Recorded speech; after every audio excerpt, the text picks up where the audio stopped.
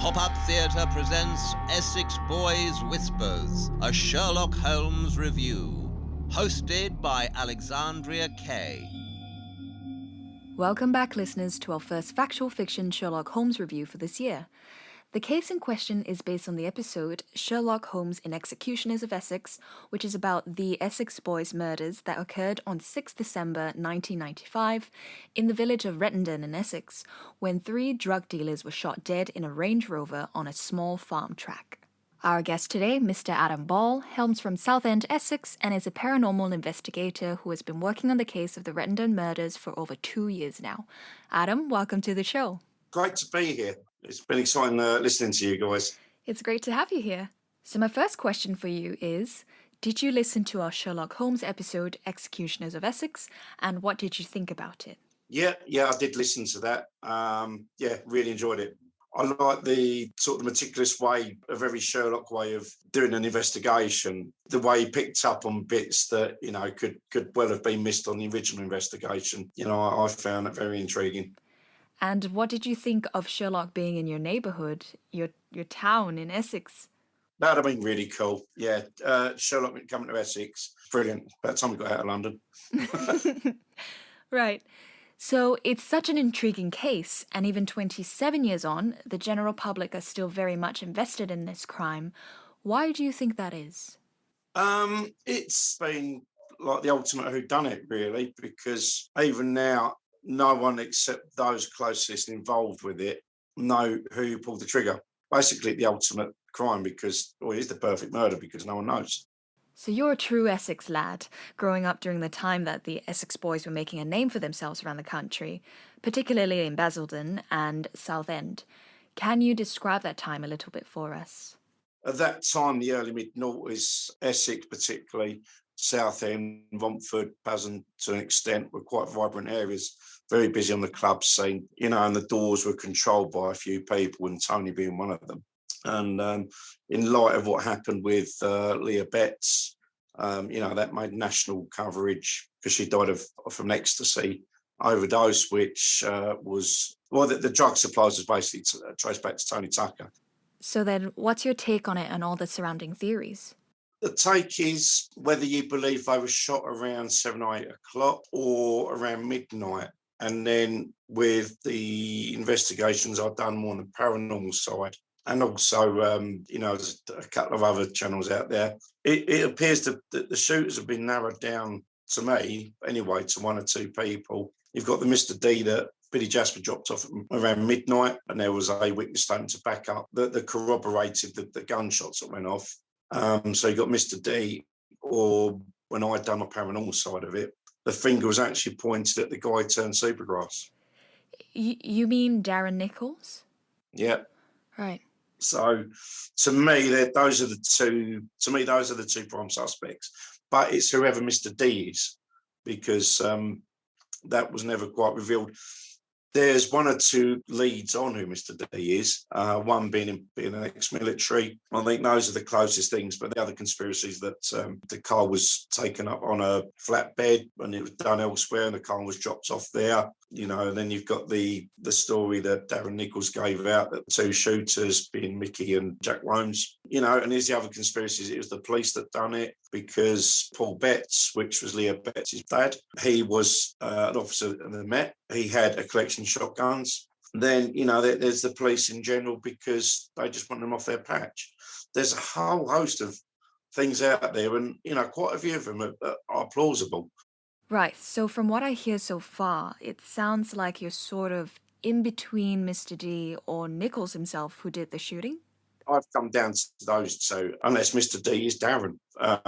That's the only other connection. The last bits of content I've done for my channel, I focused on Billy Jasper's account and the route he described to get to Rectory Lane. He gave an accurate account of how he got there, the landmarks. Now, Billy Jasper's from Canning Town, and obviously you've got to remember 27 years ago, there was virtually no sat-navs. It was in its bare infancy. So how would a guy from Canning Town know Southwold and Ferrers? He either knew the route or someone had directed him to there in the first place, because he next went back with a copper and that's when he described it. And then when he got there, He dropped off Mr. D and he said Mr. D came back 30 to 40 minutes later. Now, I've now walked the route to more or less the point of where he emerged from the bushes to do the shooting.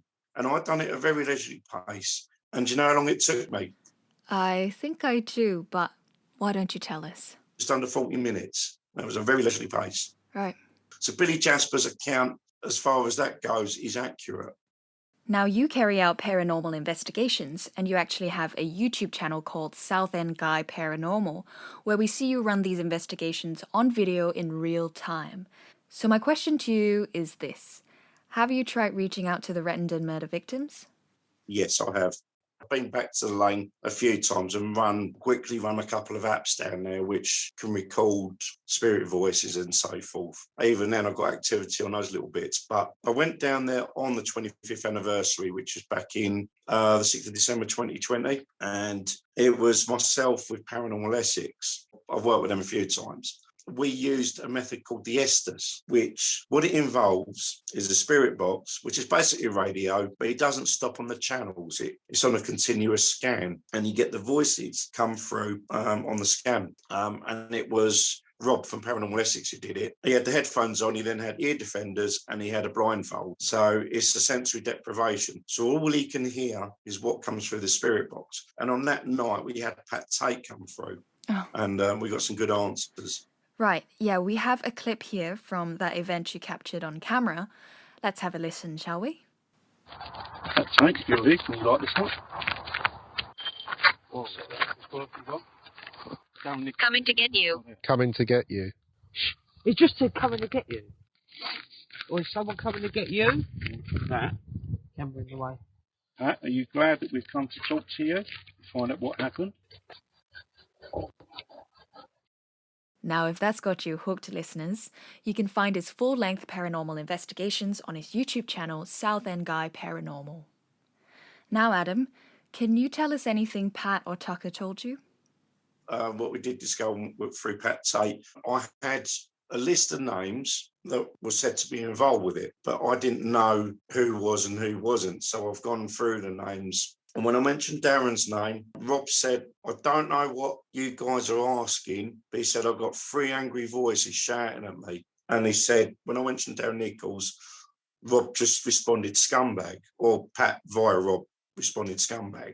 And one of the questions I asked was, did you make any more phone calls beyond 8 o'clock? And I got a response that they did, because according to the official reports, the phone call stopped around 7 o'clock. And I asked if the shooting occurred around 8 o'clock, crossed my dowsing rods. If it happened at midnight, I opened my dowsing rods, and my dowsing rods stayed open. So that to me indicated that the shooting occurred at midnight, which would concur with Billy Jasper's side of Mr. D turning up there. So you didn't ask the $1 million question, who killed you? Yeah, I did. It pointed to Darren Nichols. Now, I know from listening closely to what we do know about Darren, because he went into witness protection and a change of identity. I believe he'd already had a firearms offence against him, and also he went clay pigeon shooting with his boss when he was an electrician. So he's got the ability to handle a firearm. You know, the guy who described himself as the getaway driver. Why did we get the level of anger directed towards him? Right. So when did all this interest in the paranormal actually start? I've been interested since I was a kid. As a child, I used to get premonitions, so I'd seen 1 or 2 things. Now I come across about 20-odd spirits I've now helped cross over. We've had questions answered with the Rettendon murders. So it's been a massive eye-opener. My perception levels have opened exponentially. Right, that's interesting. Thanks, Adam.